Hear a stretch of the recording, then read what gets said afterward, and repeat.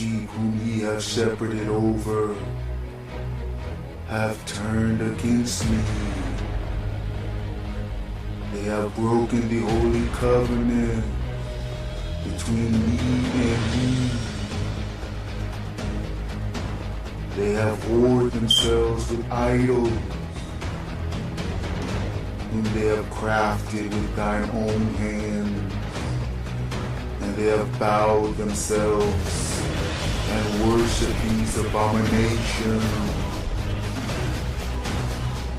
They have said, blessed be these idols, whom have led and provided for them 1,000 years. Since they have done this thing, and taken my blessing, and given it to the idols, my wrath is poured out upon the whole world.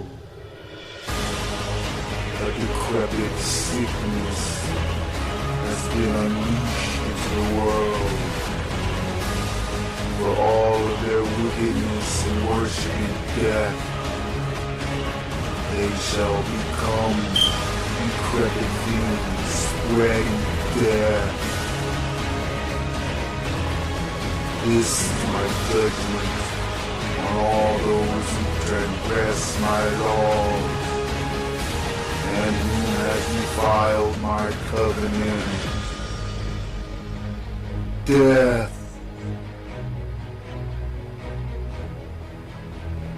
Death.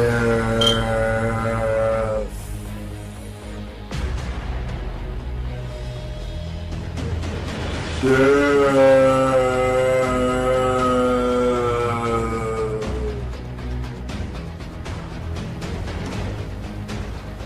But not for you and your brother. You shall stay here in my holy mountain as I test the entire world to see if they shall serve me or choose death. I have spoken, so shall it be.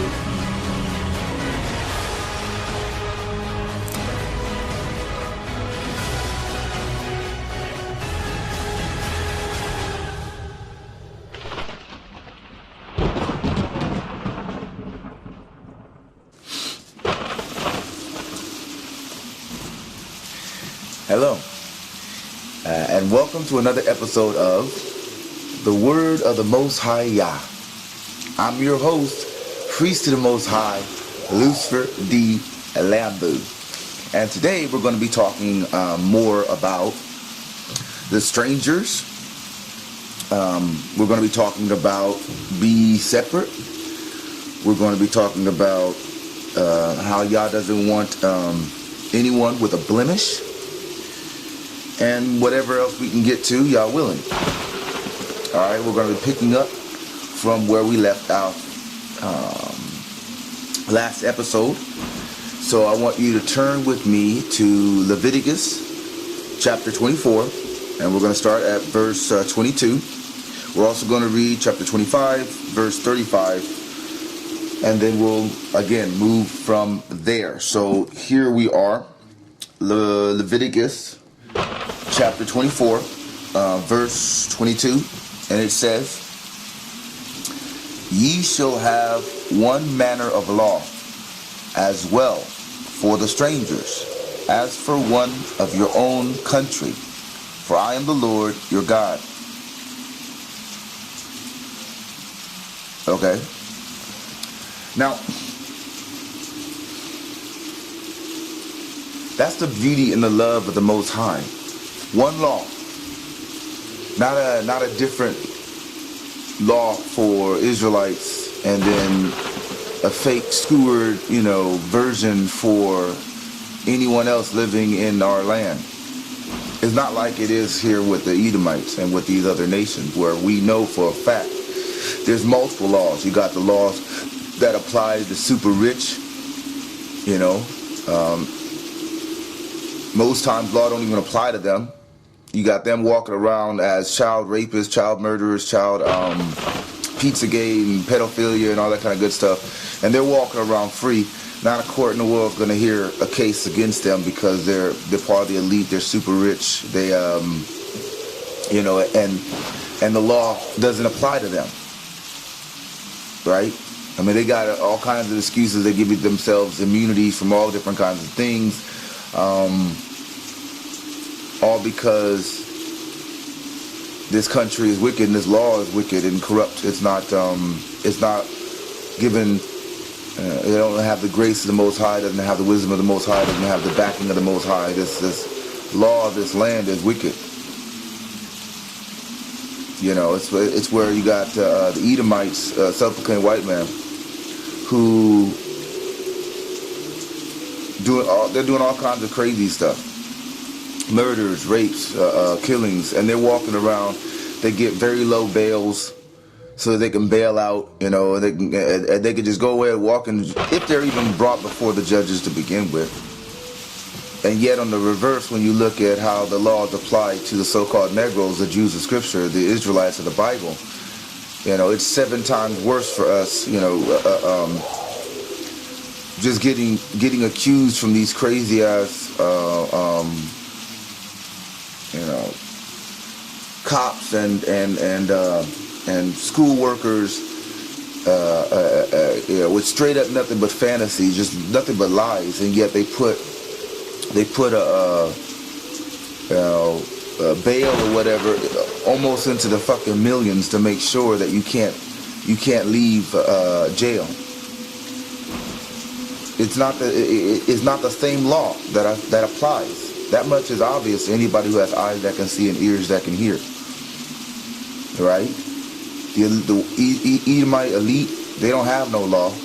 They can do whatever the hell they want to do. Law doesn't apply to them.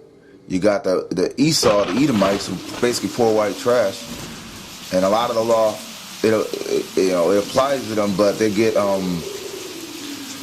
like breaks. You know, they get allowed to leave. They get low bails. They get charges dismissed. Sometimes they don't even get charged. You know, look at what happened with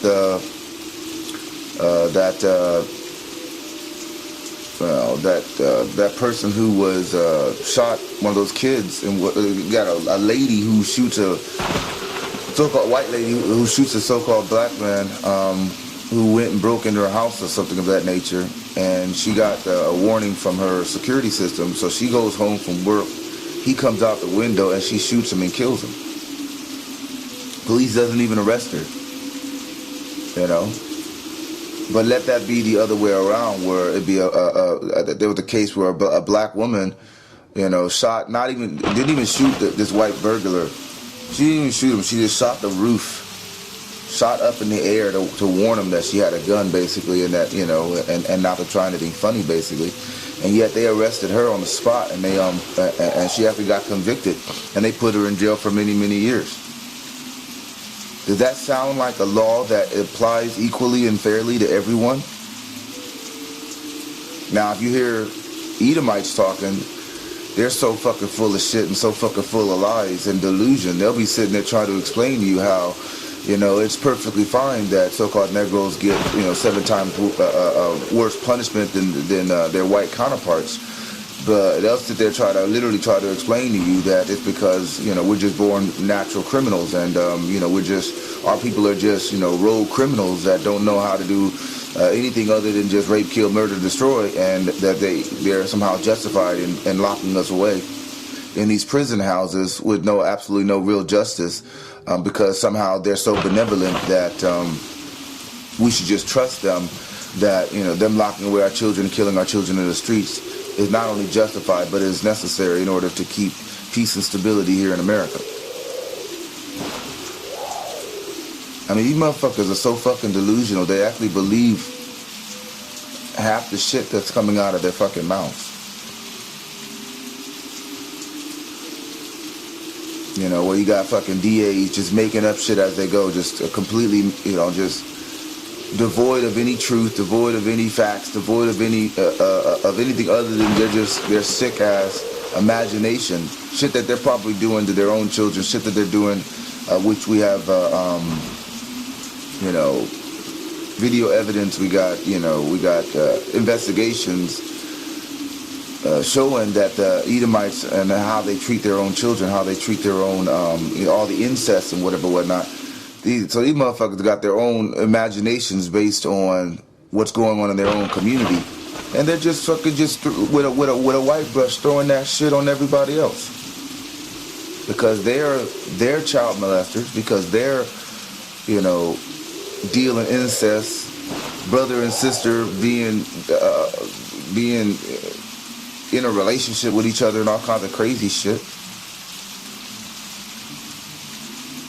They think you can fly in this wicked society, that they can fly with trying to paint the children of God with the same corrupt brush that they themselves, which is true about themselves.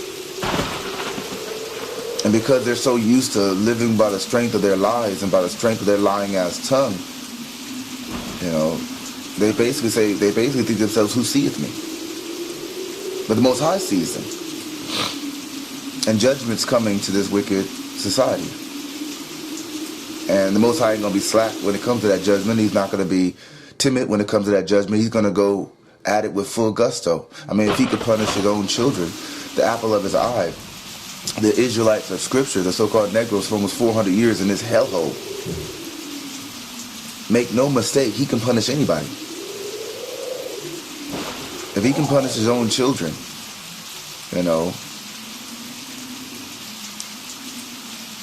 in terms of them being raped and murdered in this society, in terms of being prey to these wolves in this society, these vultures and so forth in this society, in terms of being lynched, in terms of being drowned in the sea and our children fed to gators, in terms of our 70 million babies of abortion since it was legalized, of the so-called black community being murdered, our daughters being coerced to kill and give up their children to death, to these ritual sacrifices, to the selling of baby parts of our children, the brain, the hands, the organs, and so forth.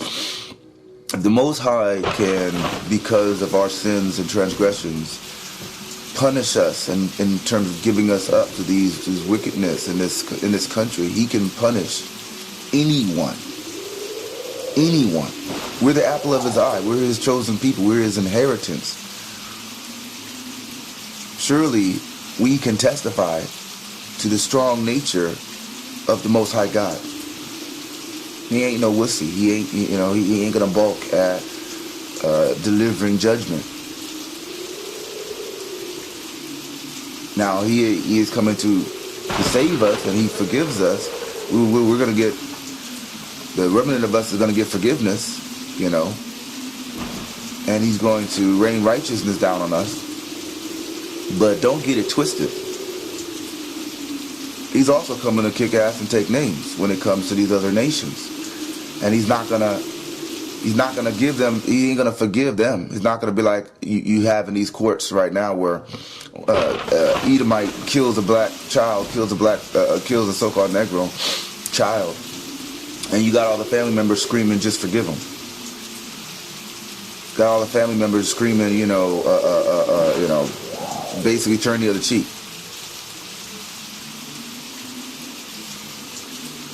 That ain't the Most High. Most High ain't resonating that way.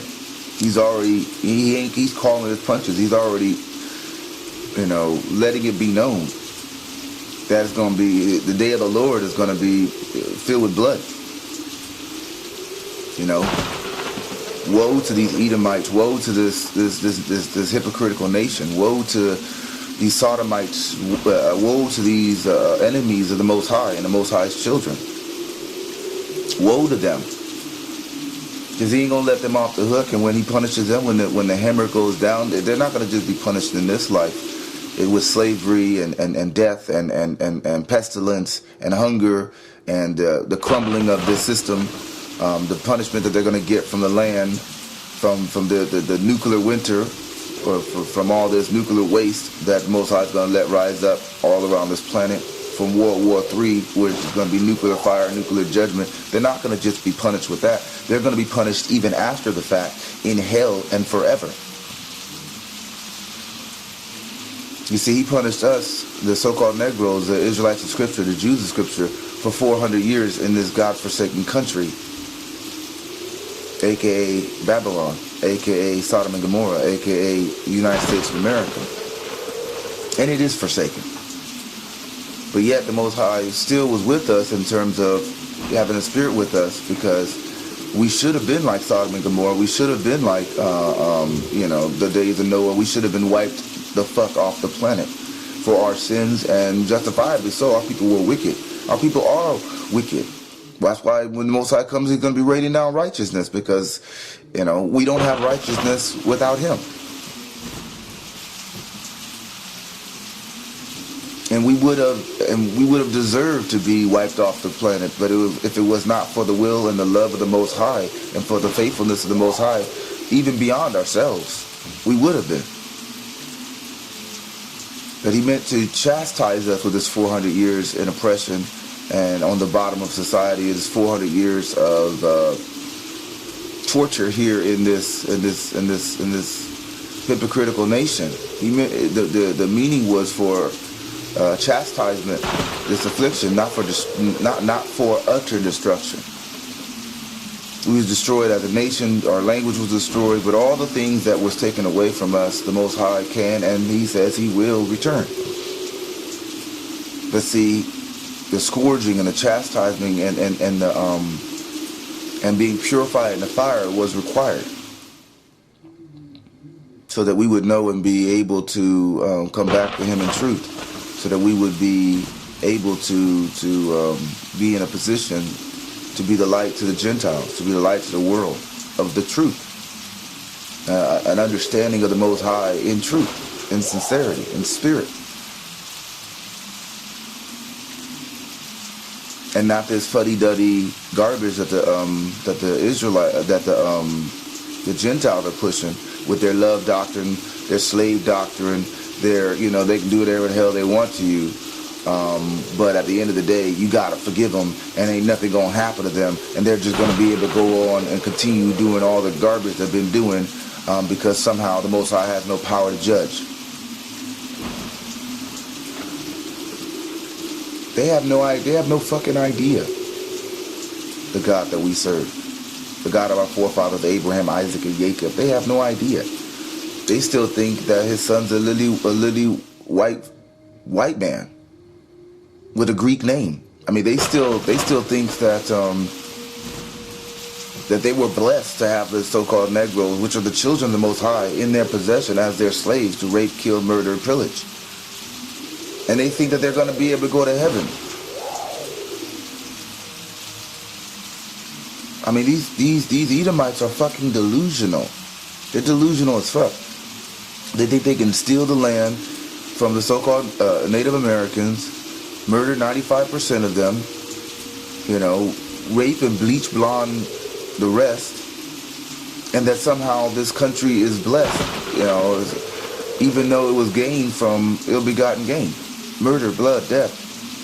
But yet they still swear that that not only are they blessed, that not only are protected by the Most High, that it's going to be that way forever. Like they're just going to ride off into the sunset, never getting punished for all the things that they did. And they want to say, well, it's so long ago, as if there's really a statute of limitation on murder, which there isn't. There's no statute of limitation on murder. But we'll get into all that. But nonetheless, back to what Most High had been saying. There's one law which applies to what we've been talking about. There's one law, the Most High law that applies to Israel, and the transgressions of our covenant with the Most High is what caused us to go into this 400-year captivity.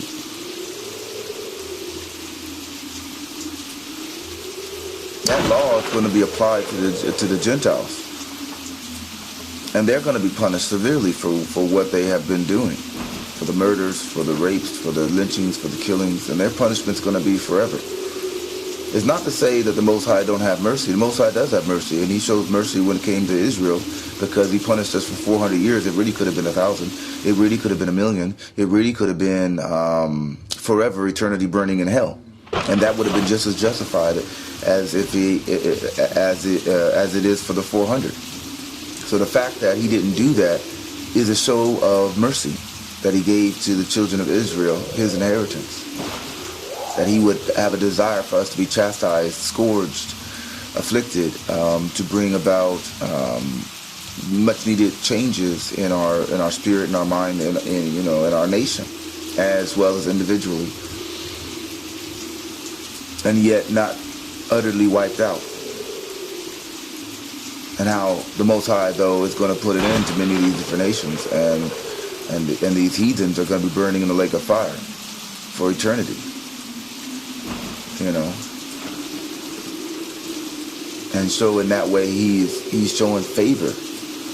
As hard as it may be for some of our people to believe, he's showing favor to us by putting a date on the punishment, by putting a finality on the affliction, by writing it in, baking it into the cake, the redemption aspect of Israel, so that that redemption may stand. Okay, so let's go ahead and continue. Turn with me to chapter 25, and we're going to go over verse 35.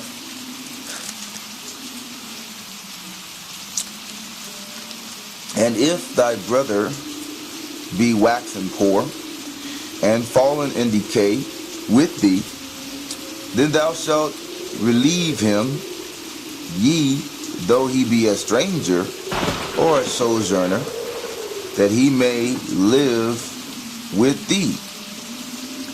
So yes, the Most High did use a stranger and a sojourner as a description for Israelites as well as the other nations. And that's what I was talking about. That's what the Most High had me talking about in the last episode when I was letting you know, recruits, that you need discernment, right? Sometimes stranger means an Israelite. Sometimes stranger means a Gentile. Sometimes stranger means a heathen. Stranger, the terminology has a flex to it that takes an understanding of the scriptures and the spirit of the Most High in order to be able to navigate,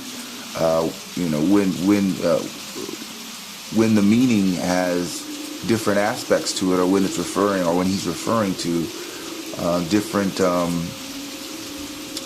metaphorically or literally different people, different types of people. Okay, so just because it says stranger doesn't mean it's talking about a heathen or a Gentile. Just because it says stranger, it could be an Israelite, even though it's an Israelite. Israelite can still be referred to as a stranger. Right? That's what it's saying. Okay. Alright, so let's move on to be separate. Let's go to chapter 20, and we're going to read verse 21 through 23. And as you notice, with these notes, going over these different particular items, we're going back and forth, up and down in Leviticus, the particular book of Leviticus, and we'll do that periodically, y'all willing, in the other various different books that we go through. It's not going to be just 100% straightforward. Sometimes there's going to be some flexing. We're going to go back and go forward, again, depending on how we're going over the lesson. So we're going to go to chapter 20 again, and we're going to read 21 through 23. Okay, and it says, and if a man shall take his brother's wife, it is an unclean thing. He has uncovered his brother's nakedness. They shall be childless.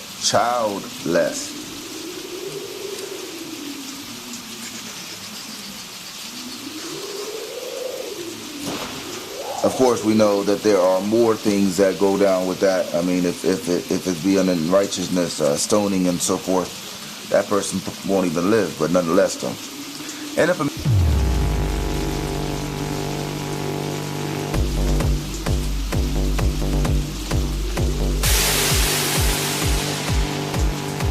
Thank you. Thank you. But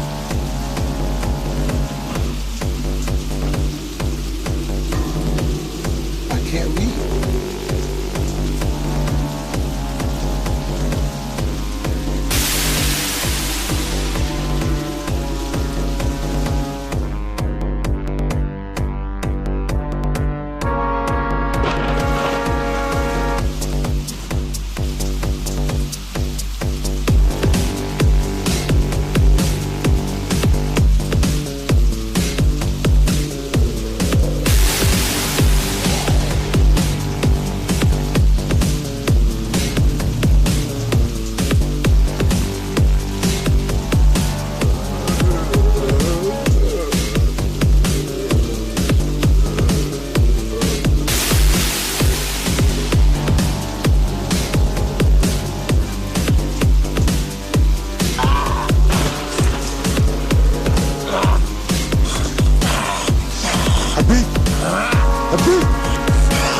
Let him go.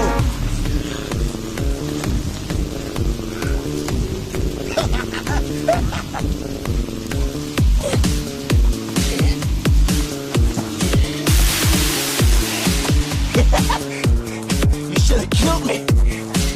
You should have killed me, boy. Should have killed me. I'll get you, and your little ninja boy.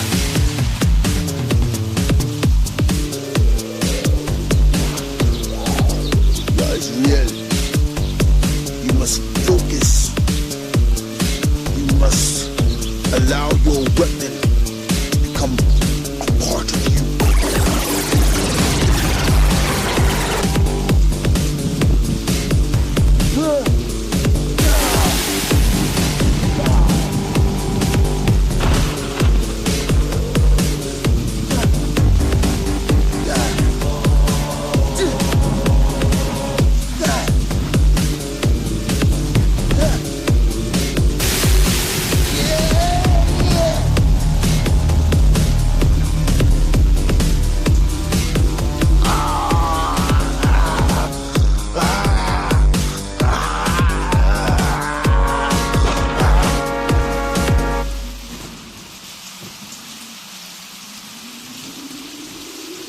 Man shall take his whoops, wait. Let me go back. Verse 20 says, and if a man shall lie with his uncle's wife, he hath uncovered his uncle's nakedness, and they shall bear their sin, they shall die childless. And if a man shall take his brother's wife, it is an unclean thing, he hath uncovered his brother's nakedness, they shall be childless. Ye shall therefore keep all my statutes and all my judgments, and do them, that the land whither I bring you to dwell therein spew you not out. And ye shall not walk in the manners of the nation which I cast out before you. For they commit all these things, and therefore I abhorred them. Now notice he said he abhorred them. He's trying, the Most High was showing Israel, our ancestors, the type of behaviors and the type of things that he didn't like. He didn't like about the original inhabitants of the land that he was having us drive out. And if we did those things, he wouldn't like those things being done with us. And he went so far as to say that those things that he was describing to them was the principal, or one of the principal reasons why not only he allowed those people to be driven out, but why he abhorred them. This is the God of Israel. This is the God of heaven and earth, the creator of heaven and earth. You know, for him to utilize language like abhor, even in his own in description of himself, is huge. Because he created all these different people. He created all these different nations. He created all these different lands. He is the creator. Him and him alone. And he doesn't create stuff that he don't like, really. He's a creator. He don't look at evil and good quite the same way as, say, the average day bear, because he's the one that created all these things. So for him to say that because of their actions and the things that they were doing and that they have done and that they wanted to do, that he abhorred them, is huge. It's absolutely huge for those who have eyes that can see and ears that can hear, and a mind that can understand the scriptures that the Most High, a spirit the Most High has given to be able to do that. And he's warning Israel that if merely by doing these things that he abhorred in the other people that he is now utilizing them to drive out, that those feelings of abhorrence that he felt for them would be spewed on our ancestors, and he was warning them of that, which is the reason why the Most High says be ye separate. Which is the reason why that is so very important. Part of the tricks of our enemies is they know that they are abhorred by the Most High. The sins that they have, their traditions that are just nothing but sin, an objection to the Most High's laws, statutes, and commandments. How you heard and read the Most High saying that there was supposed to be one law for all people, and yet in the Mystery Babylon, aka America, aka Sodom and Gomorrah, it's so obvious that there are several different laws for several different people. The least of the law of reach is for the super wealthy, the elite, basically Nephilim mixed with human Edomites. And you got the middle aspect of the law, with several different breaks for the supplicant white man. And then you have the full power, strength of the law being levied and waged against the so-called Negroes, the Jews of Scripture, upwards to 7 times the strength that it would have for their white counterparts. So there's, and then of course, so there's like 3 different variations, if not more, of the law, and how it breaks down when it comes to the various different nations and people in this country. So that's already objectionable to what the Most High was saying, with it being just one law. One law that would extend to the king all the way down to the peasant and the stranger in our land. One law, one just weight and measuring stick for everyone.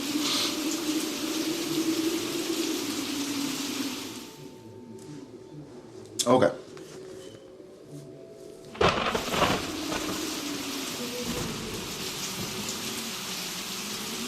All right, so turn with me to chapter 20. Still on chapter 20, we're going to read this time verse 4 and 5, and we're going to be talking about if you hide your faith from evil, you are guilty. Okay, this is what it says.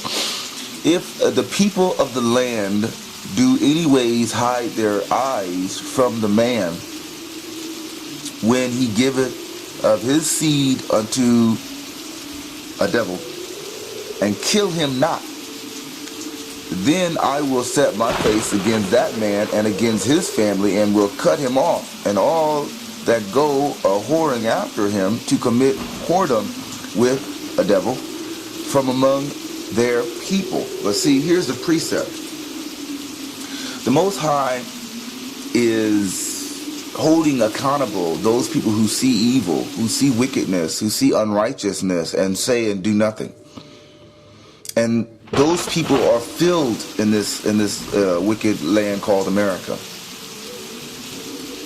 All those would-be, wannabe so-called Christians who sat there and allowed gay marriage to be legalized in all 50 states, who sit there, mums the word, and try to comfort gays, faggots, lesbians, and transgenders, in their churches and whatnot, because they collect tithes and offerings from these people, because they have 501c3s, because they made a deal with the so-called with the devil, between the churches in this wicked country. All these people that basically mum's the word and have been allowing for the rape, murder, lynching, killing of the Most High's children, the so-called Negroes here in these street corners. Children being shot in the streets by these cops because they were playing with the toys. And these are the same people that get the police officer off, if he ever even goes to sea trial in the first place, who create the cover for the murdering and the killing of Israel by saying that the cop was justified, and by saying that calling the victims thugs, and by basically blaming the black community and trying to justify this murderous rage that they have for us by saying, oh, there's black on black crime, so therefore, because blacks kill other blacks, therefore they're justified to be able to kill people and to be judge, jury, and executioner on these streets with their police. And yet they say, as the delusional Edomites are, the delusional self-proclaimed white man is, they constantly scream to the top of their lungs that they've done no wrong and that they're not responsible for what their government does, if their government's even doing anything, and they're not responsible for what the police do, if the police even do anything, while they're providing all the cover, and while they're providing all the excuses, and while they're providing all of the, the escape mechanisms for these demons to continue to do what they've been doing since we came here on slave trade, with shackles on our hands and our feet. They're the ones that allow the cover for the prisons to continue slavery, hardcore slavery of the so-called Negroes in the prison. That they allow the cover for the guards to rape the inmates. One inmate raped with on news came out, he was raped with a baton. Other inmates, female inmates, was information coming out that they were raped every day while they were behind prison bars by the guards. While they allowed in the cover for all these atrocities that are happening in captivity to the so-called Negroes, to the Jews of Scripture, to the Israelites of the Bible. These Edomites are the ones that are providing all that cover with their fake ignorance, with their manufactured outrage, with their excuses upon excuses. And yet they think that the Most High is going to let them off scot-free, that they're not going to be punished, that they're not going to be literally thrown in the same trough, in the same hell, with the absolute worst, recognizable worst of their people. That somehow they're going to be able to, with their lily white lies and their lily white fake JC, that they're going to be able to skip the lolly-dolly-da right into heaven. They're delusional, and there really is no... such a delusion, there really is no means of recourse other than just judgment to wake these motherfuckers up. Most High saying it right in the scriptures that, you noticed wrong. This stuff is not fucking hidden. And you've said nothing. You've done nothing for over this almost 400 years. It's too fucking late for you. You're going to be thrown... average day Edomite is going to be thrown into the same pit with all the rapists, murderers, and killers. It's thrown in the same pit with, Adolf Hitler. Thrown in the same pit with Stalin. Thrown in the same pit with Attila the Hun. Thrown in the same pit with David Dukes and the KKK and the neo-Nazi fascist fucks. They're going to be thrown, these Christians, in the same pit with all the rest of these fucking devils. Why? Because see no evil, hear no evil, speak no evil. Because they have been the conscious cover for the wickedness in this country for far too long. And the Most High has already spoken it, that they're not gonna be let go. They're not gonna be pitied because they've convinced themselves to see no fucking evil. Because they've convinced themselves that by, pretending as if they have no idea what's going on in their fucking country, that somehow that makes them innocent. And it doesn't. Alright, so let's continue. Y'all don't want anyone with a blemish. Turn with me to chapter 21, we're going to read verses 17 through 24. We're also going to read chapter 22, verses 19 and 20. But again, chapter 21, and we're going to start at verse 17. So here we go.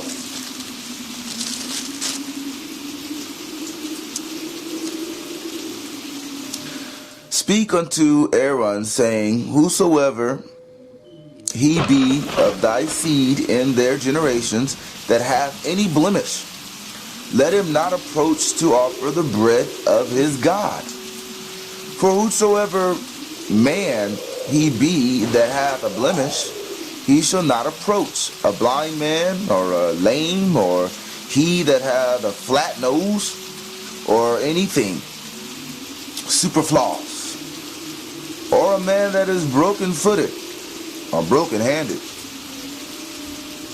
or a crook-back, or a dwarf, or that hath a blemish in his eyes, or be scurried, or scabbed, or hath his stones broken. No man that hath a blemish of the seed of Aaron, the priest, shall come nigh to offer the offerings of the Lord, made by fire. He hath a blemish.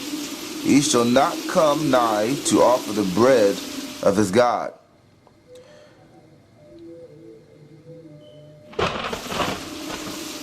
Okay. We'll go with 22 and 23. He shall eat the bread of his God, both of the Most High and of the Holy.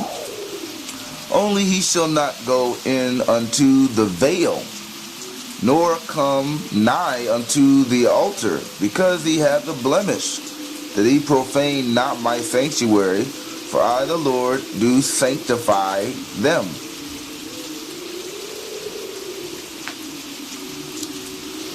And this is a huge precept. This is the reason why the Most High says circumcise your heart. Because the Most High is picky. He's not saying that these guys wasn't Israelites. I mean, he's not saying that you got messed up eye or broken stones or something going on with you or whatever, that the Most High don't love you, don't care about you. That's not what he's saying. He was basically just saying that he ain't trying to have these motherfuckers go into the holiest of holies, with these blemishes, and think that they're going to be okay to be sitting there hobnobbing shoulder to shoulder with the Most High. Now, did he provide supernatural healing? Yes, he did. I mean, there were people that he brought in, Yeshua being one of them, who could heal people, healed hundreds, thousands of people. And take away the reproach and take away the blemish of Israel. This is what they were for, to help, reestablish the relationship between the Most High and His holy seed, His people, which was necessary. And that's really the precept what the Most High is really talking about, and that is His desire for blemishes, for perfect seed, for holy seed, for people that have a circumcised heart and that serve Him in truth and sincerity, that are purified with the blood of Yeshua and the adherence to the best of their ability of the law, and and following the Most High in truth, and showing love for the Most High through obedience. These are the things that He wants. And He's not shy in saying that He's not interested, or He's not, or He's picky, and He don't want all these blemishes, all these backsliders, all these hypocrites, all these liars, murderers and thieves, and so forth. That aren't circumcised in their heart, and that aren't hidden by the blood of Yeshua, and aren't basically just. He ain't interested in all of these people who aren't interested in doing that which is right, and that which is showing love to the Most High, and righteous fear of the Most High. And that's what I was talking about. Most High had been talking about earlier when we was talking about how these Gentile dogs have really just stretched all this whole love doctrine to the very fucking limit, and just obscured the teachings of the scriptures to the best. I mean, just obscured it to just slave mentality, slave doctrine of devils, but trying to make it seem as if the Most High he accepts anybody. He has no standards, but trying to make it seem as if the Most High, is powerless to chastise or punish people for their hard-heartedness, for their wickedness, for their lies, their hypocrisy, for their stubbornnness, and for their fallacies and blemishes, basically, that they refuse to let go.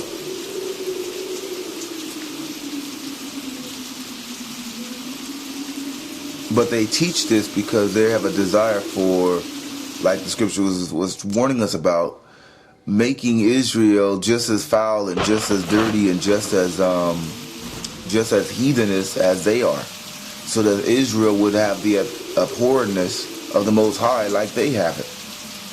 Not that they would change, not that they would circumcise their hearts, not that they would have our scriptures, our history, that which the Most High gave us, and utilize that to better themselves in terms of their relationship with the Most High and their spiritual condition, which is in great vast decay and death. Not that they would actually make positive changes in those areas, but that they would utilize this information to try to further bring us down and try to further flip the script and make us, and encourage our people to be just as vile and just as disgusting as they are. Because they're wicked. And the wicked hate the righteous. While we were in captivity, they could have made changes. They could have read the scriptures and realized that it was talking about them, which it was. And instead of hiding the fact, they could have actually made substantive changes.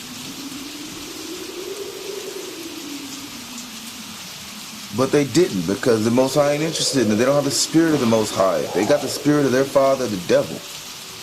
And they do their father's work in terms of killing and raping and murdering and stealing, still killing and destroying. These Edomites, these other nations have been doing that for a very long time now. And they're not innocent, no matter how much they flap their gums screaming, "What have I done? What's my crime?" You see, they were being utilized by the Most High, used by the Most High, to chastise Israel and to punish Israel and to scourge us, that we might be more perfect in the Most High's eyes, that we would be chastised and corrected, righteously so, from our wickedness. And for a portion of us, for a remnant of us, that is in fact the case. That's why the Most High says He's coming back for the first fruits of Israel, the first fruits of those who have come through the fire, who have come through the chastisement, the scourging.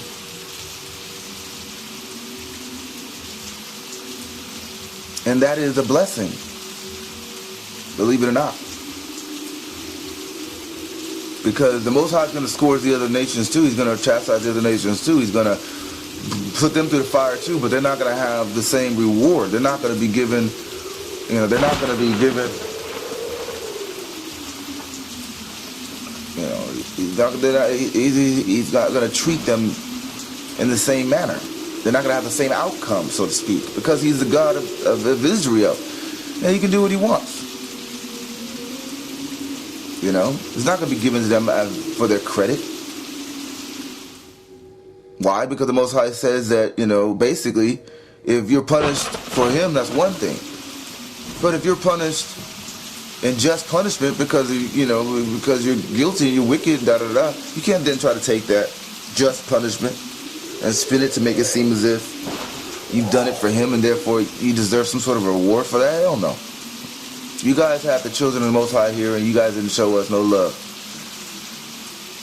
If you guys did half the stuff in reality that you say with your lying ass tongues, it would be a totally different scenario, possibly. But it wasn't, because you guys are hypocrites. The suffocating white man.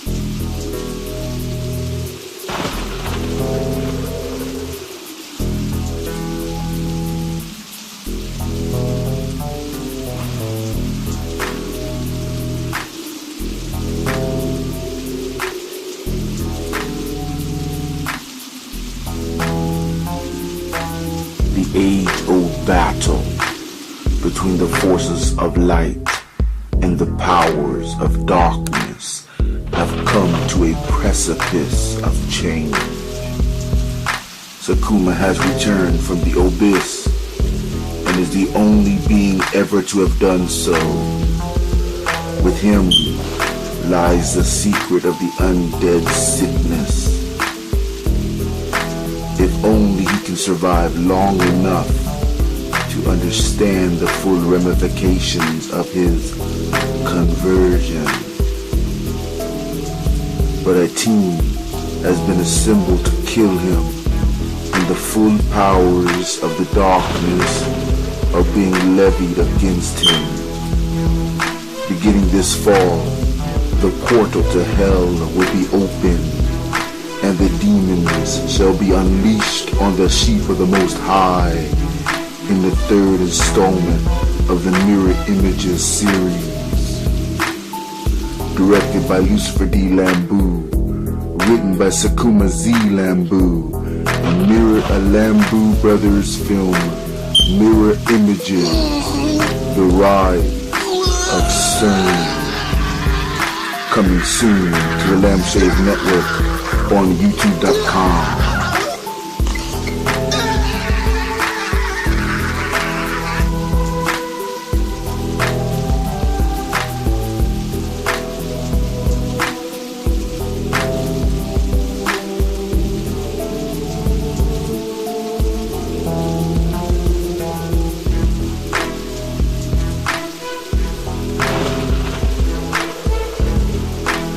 The scripture are hypocrites. They teach you love, love, love, love, love while they're killing your children in the streets, while they're mercilessly gunning you down, while they're lynching you, raping you, and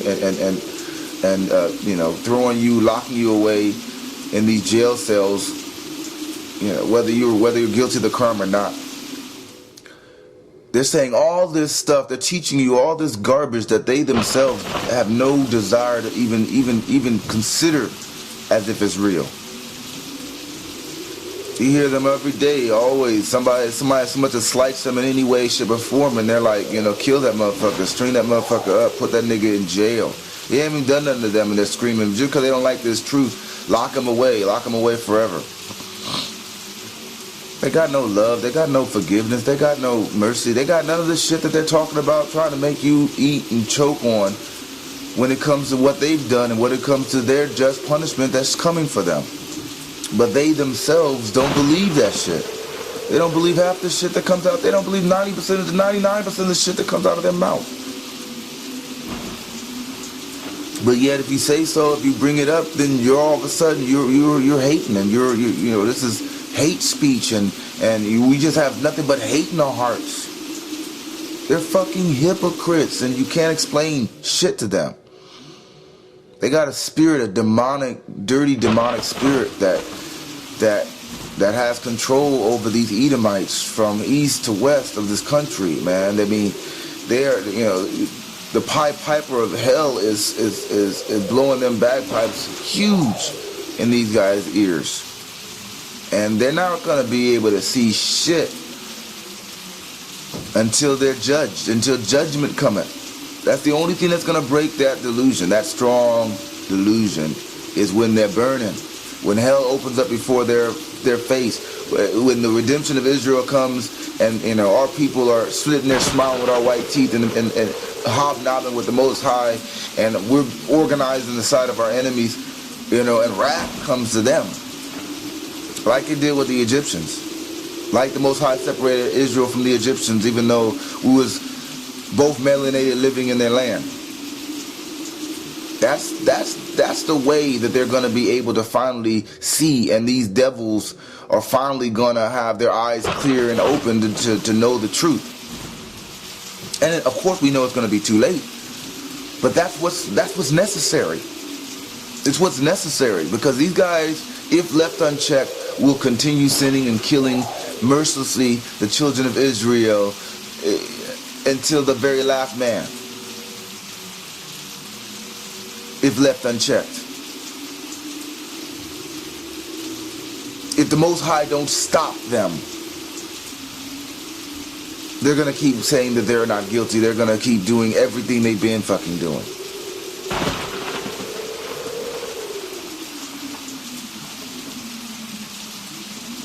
Okay, so let's continue. Y'all don't want anyone with a blemish. We went over that. Let's go with chapter 22, verse 19 and 20.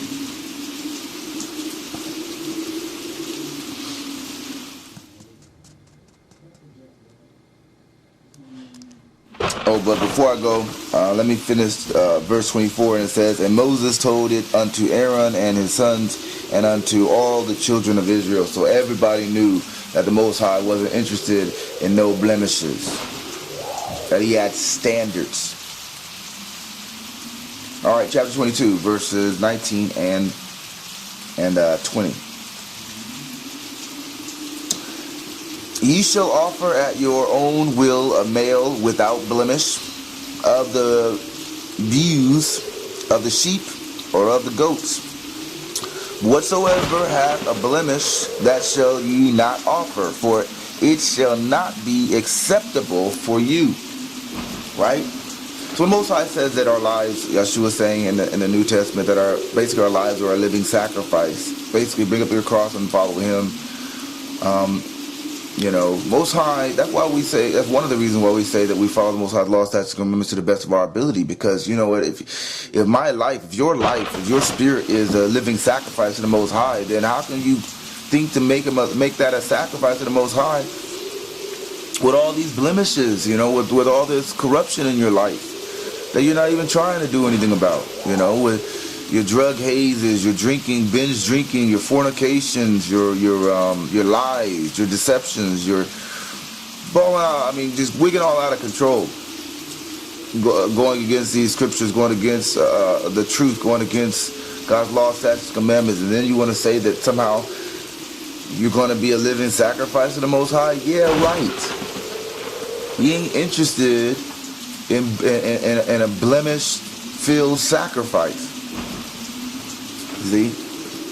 And that's also why Yeshua is so needed, and people just don't some of the people in our nation, some of these Torahnites, some of these people who think, much like the Sadducees, by the way, that the first 5 books of the Torah is the only thing that they need, and basically they reject the Most High's Son Yeshua.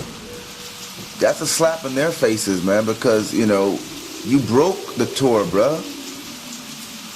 If you, like Yeshua said, if you break the least of the laws, you've broken them all. You've broken the covenant. You've made the covenant dang near null and void on your end, because you broke it. Your ancestors broke it. Our ancestors broke it. We broke it. That means you're blemished. That means you're dirty. That means you're out of sorts with the Most High. You're not in compliance. So how do you figure you're going to be able to go into the tabernacle? How do you figure you're going to be able to go into the holiest of holies? How do you feel you're going to be able to hobnob with the Most High when he's saying with his own words, with his own mouth, with his own lips, with his own writings, he's telling you that you're blemished, and that he's not fucking interested in sacrifices that are blemished, that are lame, that are basically, for lack of a better term, fucked up. And that's the state of our people without Yeshua, without being covered under his blood, without being covered under his covenant. Reestablished is it the covenant that he made with the Most High, that we got through him. I mean, if you deny the Son of the Most High, the perfect lamb for the sacrifice of the reunification of the Most High in Israel, if you deny that, he's saying in his own words, he ain't interested in you, bruh. You speckled, you blemished, you streaked, you screwed up sheep, you screwed up goats. And this isn't the New Testament I'm reading from. This is Leviticus. Part of the first 5 books of the Bible. This is the Torah. This is the Torah. Where he's telling you with his own lips, basically, that he ain't interested in your blemished ass.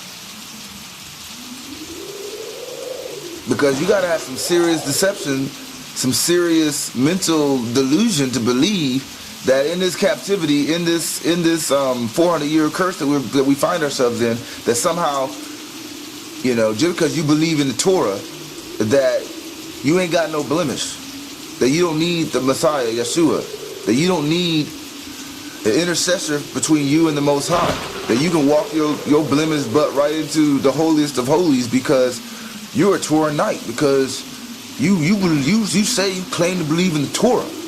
So now the Most High just got to accept you with all your flaws and all your garbage on your own strength and on your own spirit and your own knowledge and your own whatever.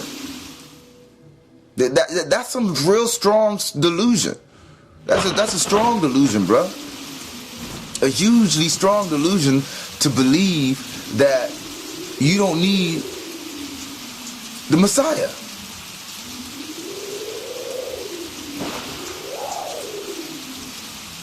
And it don't matter all the excuses you could make, these Torahite people who basically use it as an excuse, all these trying to use fancy words and trying to use, you know, New Age theologies and basically trying to like absorb the conscious movement, basically in so many different ways, to try to reject Yeshua. Almost 400 years in this captivity, and these motherfuckers still trying to reject the lifeline that the Most High gave them. I mean, your Torahitism didn't stop you from going into captivity, bro. Your Torahitism didn't stop you from being on the bottom of society. Your Torahitism didn't stop you from eating these curses, bro. And your Torahitism can't break them either.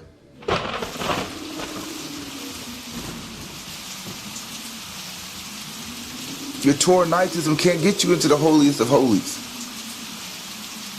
You reject it. Most High rejects you.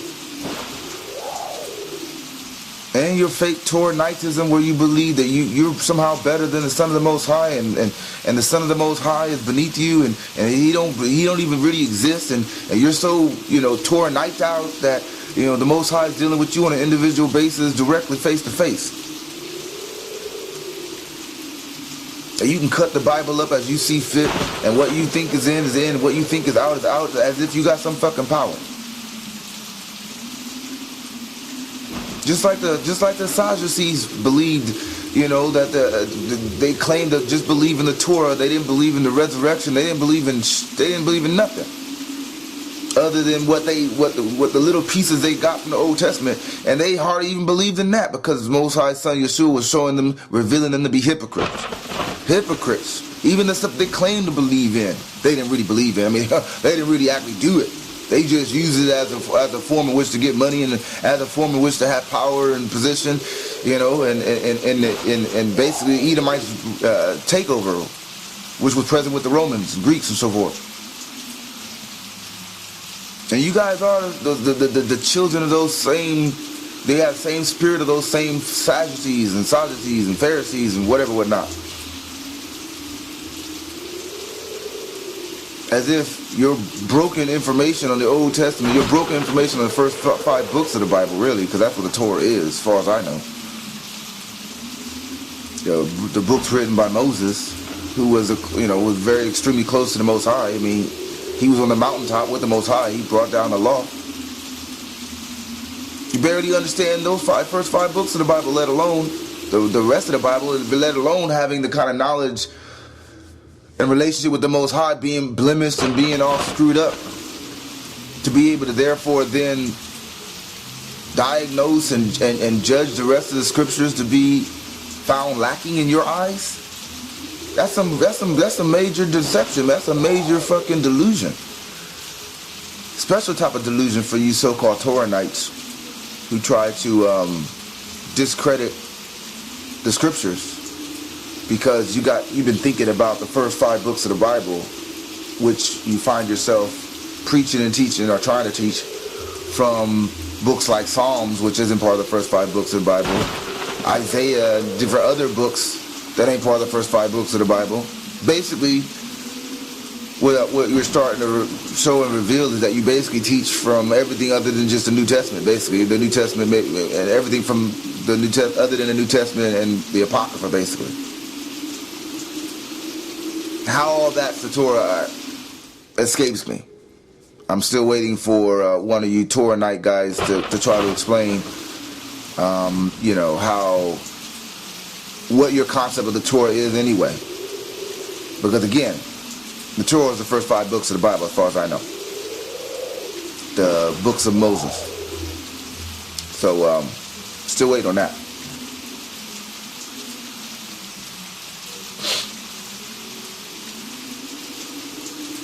Alright, let's continue.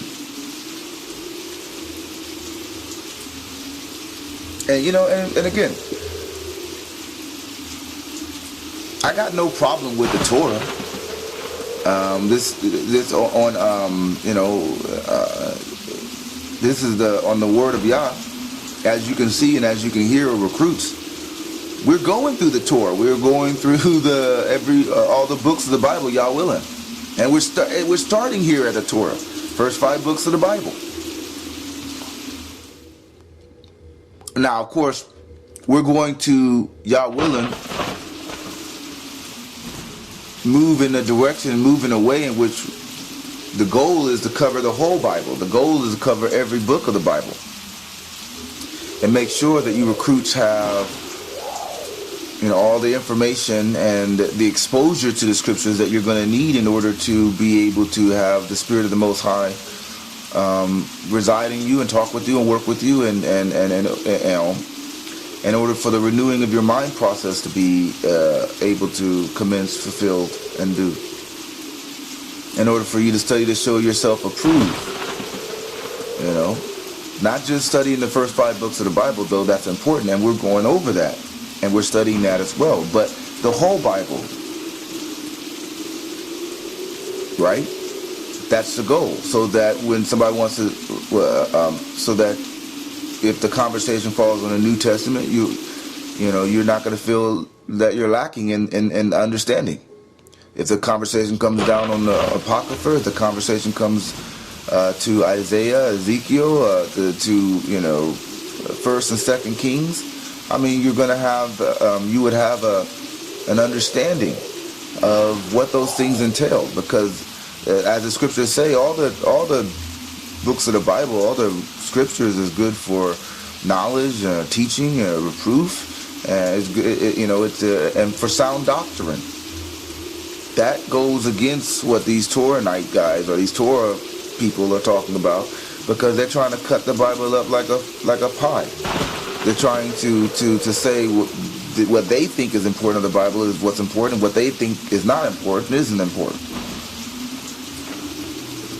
But the scriptures prophesy against that. Scriptures speak against that by saying that all scriptures is good for teaching, reproof, and sound doctrine. Not just the first 5 books of the Bible. Though the first 5 books of the Bible are very important. No one's saying they're not. That's not, that's not a sense of contention. No one's saying that the first 5 books of the Bible aren't important, aren't very important. They come from our brother Moses. He was close to the Most High. He talked to the Most High from the Most High's mouth to his ear. He's seen the back of the Most High. He's seen the Most High pass by him. He spoke with the Most High on Mount Sinai and had his face turn bright because of his relationship with the Most High. That's of note. So there's no contention in saying that the first 5 books of the Bible are extremely important.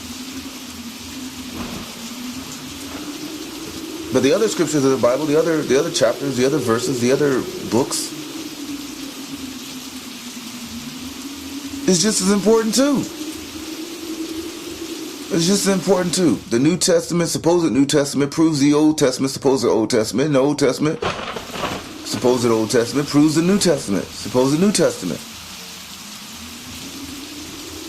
That's why you got them talking about the 400-year curse in both Genesis chapter 15, verse 13 and 14, as well as the New Testament, the Acts chapter 7, verse 6 and 7. They're talking about the same stuff.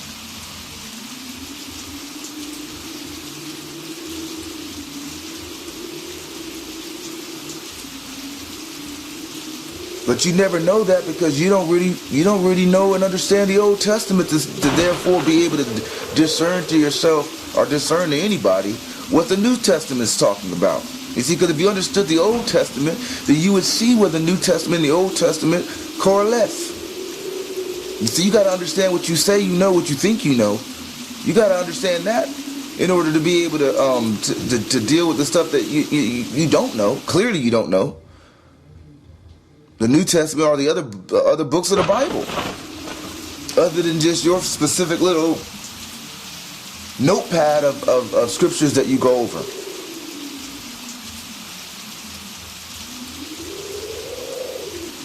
I mean, for nothing else but just to understand what your brothers are talking about when they're talking about the New Testament, when they're talking about different various books of the Bible. You know? In order to have, to be able to have common ground in the sense of being able to understand, you know, where they're coming from.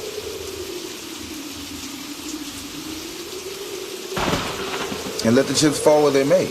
You know, stop pushing a fucking agenda. So you don't like Yeshua because, you know, you don't like the idea that you have to go, that there's a mediator between you and the Most High. You don't like the idea that, you know, that his life shows the wickedness of your own, basically. The fact that you're not the grand poobah, the fact that you're not unblemished. Because the life of Yeshua shows what the Most High requires, what the Most High wants, what the Most High deserves. So you don't like him. Because he reveals your wickedness. His life reveals your wickedness, your hard-heartedness, your stiff-neckedness, and your rebelliousness, even to this day, even to this very moment. Your soul is dirty. You ain't got the ability to save your own soul, let alone be standing in the gap for Israel. But you want to go around here talking about the JC juice. Look, Yeshua ain't JC. JC, the Greek, son of the Greek God is not Yeshua. Self-proclaimed white man is not Yeshua. You gotta have discernment. That devil ain't the Most High's son. They stole our history, they stole our images, and they polluted with their own. No fucking duh. That doesn't mean that Yeshua, that the scriptures ain't true. It just means that they polluted by putting their image in, by basically writing themselves into our history. And it takes discernment, and it takes the Spirit of the Most High, and it takes, you know, come back to God's law, statutes, commandments, and truth and sincerity in order to be given the eyes that may see and the ears that may hear the truth. They're going to pay for what they've done. Don't let them suck you into that garbage so that you pay because you still want to be rebellious against the Son of the Most High. You still want to be rebellious against the Most High.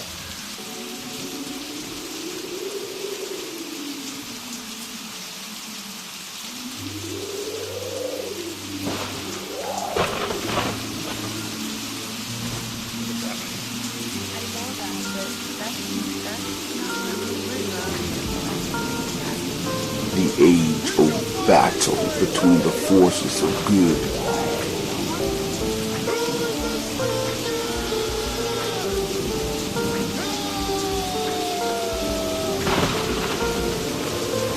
one of us will die.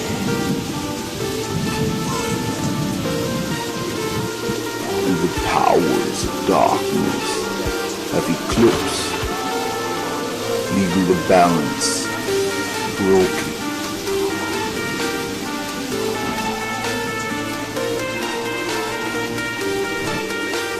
The darkness has blocked the entrance to the holy mountain, severing man's access to the Most High. Lucifer has been reunited with Sakuma, and not a moment too soon. The darkness is now in control of Cern's portal, and with it, all the powers of hell are spilling forth into this world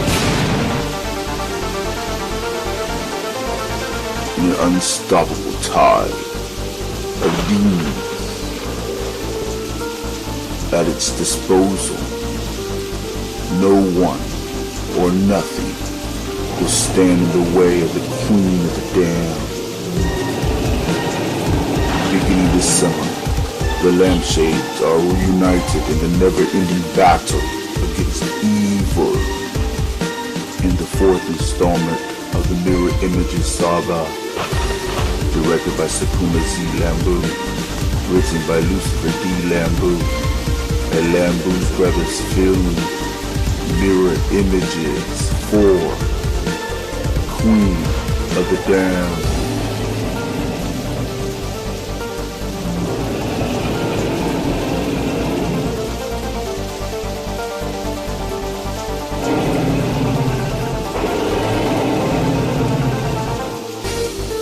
Coming soon.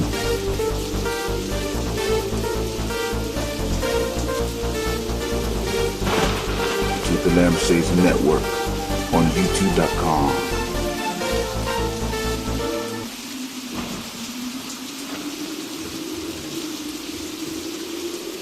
No one's saying you should be praying specifically to Yeshua that he takes the place of the Most High. Who's teaching that? You should pray to the Most High and the Most High only. The Most High, you should put your faith in Him, and you put your faith in Him only.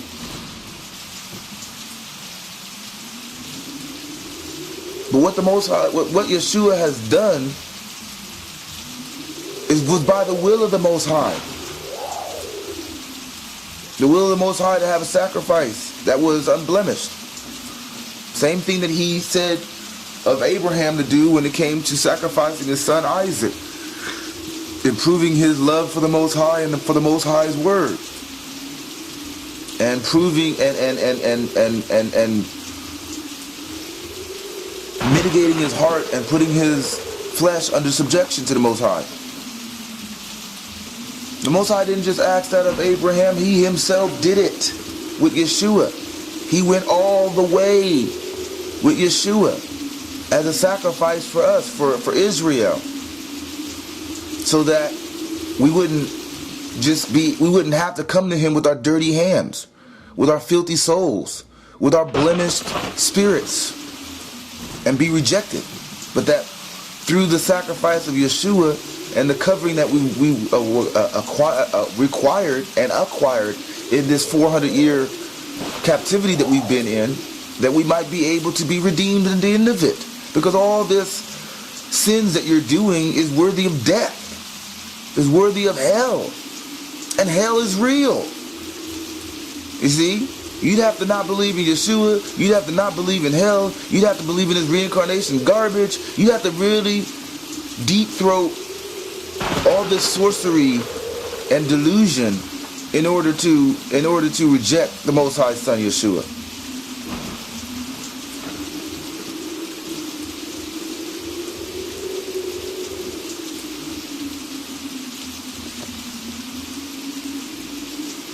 But no one's teaching that Yeshua is a replacement for God. That's just crazy. But these Torah people would have to have that extreme thought as an excuse to reject the Messiah.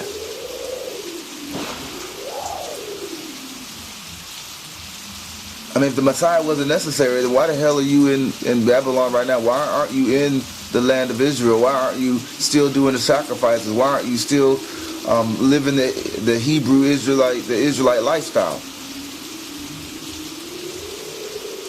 If you don't need Yeshua, if the New Testament in completeness is nothing but just lies, what's the explanation for where you're at? For these 400-year curses? If you can even see the 400-year curses, because all you believe in is the Torah, so all you'd have is basically just Deuteronomy, chapter 28, verses 15 to 68, and you'd have Genesis. You'd have the Genesis one, chapter 15, verses 13 and 14.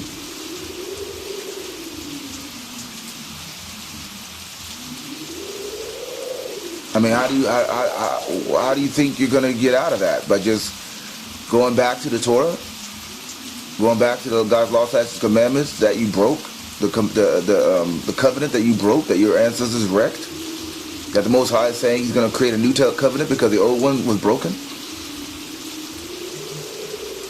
How are you going to fit into that? I mean, simply just going back doing the same thing you've been doing that didn't stop us from going to captivity before is not gonna somehow make things all good now. Most High is still saying you broke the covenant. Most High is still saying the first covenant is broken and it requires, it's the need of a new one. How are you going to change His mind? Any answers? Without Yeshua.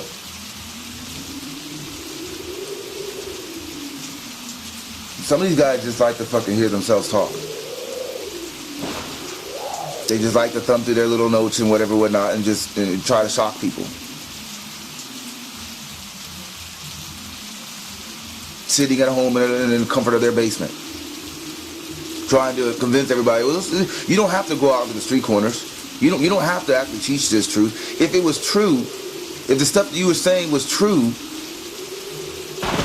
groundbreaking stuff from the Most High, then surely our people need it. Why wouldn't you want to go out there to the street corners? Not all our people can afford, things like a television, things like internet. So, I mean, they got their phones, but not all of them can afford like a computer and so forth. I mean, really, truly, honestly, if you are so knowledgeable, then, the streets need you. Our country needs you. Our nation needs you. If the stuff you're saying is true, if you really believe it, then bear fruit. Bear fruit. That the rest of us may taste it and learn. No one's too proud to say that they're still learning. They mean that we're supposed to study to show ourselves approved. I mean, if we knew everything, then there would be no need to study. Most High says that the fishermen of men are going to turn into the hunters of men. Well, you can't turn into the hunters of men if you ain't never been out there fishing.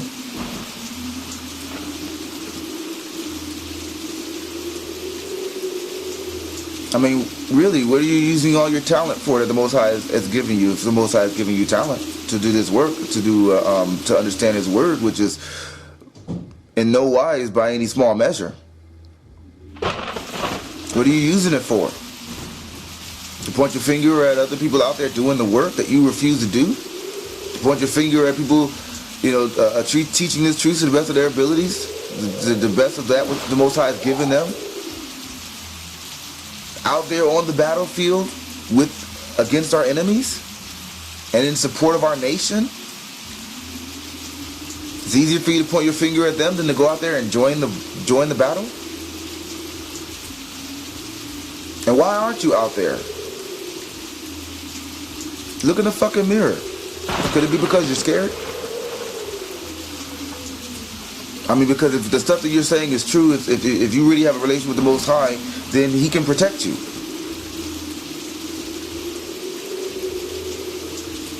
Even in the midst of our enemies, He can protect you. Even out there against these cops with their guns and their gun belts and their penchant for murdering Israelites. He can protect you. If you be real, if the relationship with Him be real, if you be true in what you're saying and what you're doing.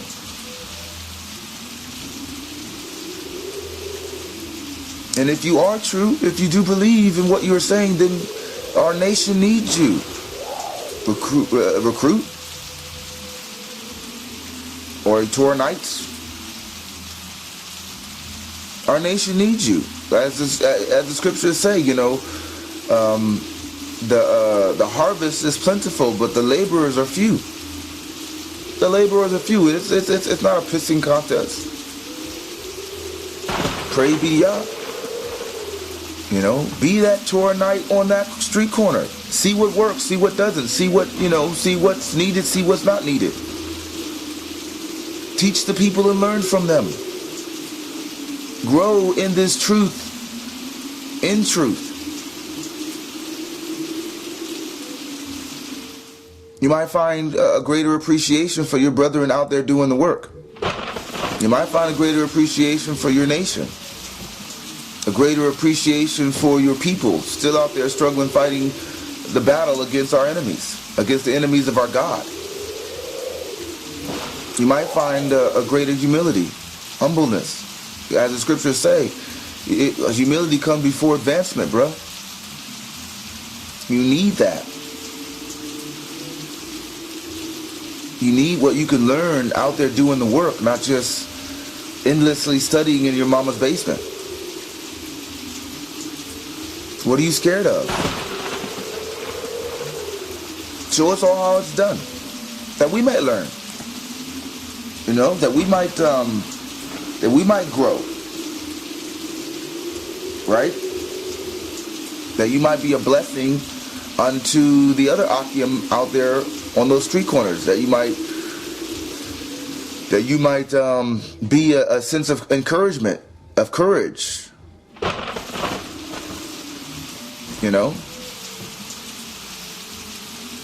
That's not to say that we're not going to have disagreements. I mean, pray the Most High. You guys talk about the Torah exclusively, or at least you're supposed to. I mean, that's supposed to be your credo. But again, Torah, the first 5 books of the Bible, as far as I know. So, nonetheless, and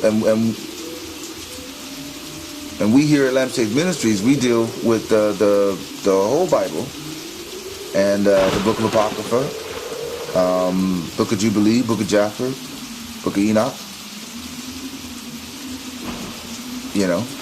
So there's going to be things that we're going to agree on, and there's going to be things that obviously we disagree on, because if you're not even reading those books, I mean, obviously, if you have no understanding of anything other than the first 5 books of the Bible, I mean, then there's going to be a lot that you're not going to, that you probably wouldn't have an understanding when it comes to.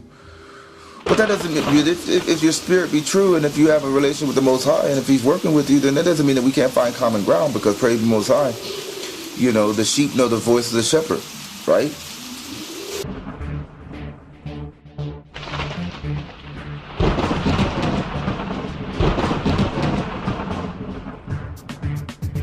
It's not destroyed, actually. What they were called is, they were whitewashed. Okay. They were in the Renaissance period of time, where they basically took, the conquering nation basically took the image of Christ, which, maybe you know, maybe you don't know, is a black man. And in Revelation they tell you what color he is, because it tells you that. And they made him look white, and they made the Bible look white. What color is that? Jews are an olive color. Do you know what the word Jew comes from? Yeah, what the word Jew comes from? What's the word Jew short for? But you know that they're olive color, but you don't know what the name of them comes from. I'll answer that question first. The name of Jews come from the house of Judah. And the house of Judah, incidentally, of the Negroes here in America. We're from the house of Judah as put forth in the truth. There is nothing scriptural that tells us it's okay that you don't agree with it, because truth is truth whether you want to accept it or not. If you don't believe, that's why you don't have to tolerate me, because it's not my truth. It's the truth of the Bible, the very book that you say you represent. You can say to yourself, I don't believe this aspect, I don't believe that aspect, but you're not going against me, you're going against the very book that you say you're here to preach, teach, and show. Because they told me I didn't write that. I'm not the author of that. I'm not one of your church. The author of that. I don't have a church. Yeah, I'm not one of your stewards. I'm a teacher. Close it on. I don't need you to try to take it in.